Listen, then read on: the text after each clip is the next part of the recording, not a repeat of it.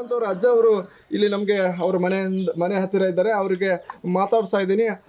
ಅಜ್ಜರೇ, ಈಗ ಹನುಮಂತ ತಮಗೆ ಏನಾಗಬೇಕು?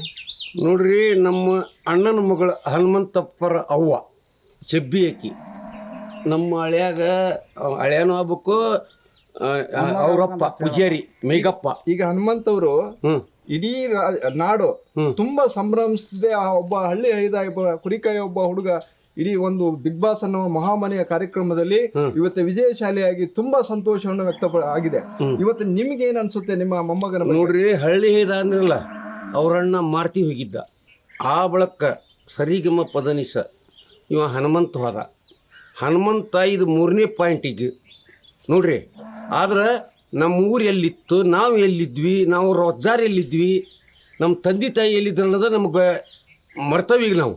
ಆದ್ರೆ ನಮ್ಮ ಊರು ಹಳ್ಳಿಗೆ, ನಮ್ಮ ಸಾವಣೂರು ಶಿಗ್ಗಾವಿ ತಾಲೂಕಿನ್ಯಾಗ, ಒಂದು ಹಾವೇರಿ ಡಿಸ್ಟಿಕ್ನ್ಯಾಗ ಅವ ಎದ್ದು ಬಂದಾನಂದ್ರೆ ದೊಡ್ಡ ಹೆಮ್ಮೆ ನನಗೆ.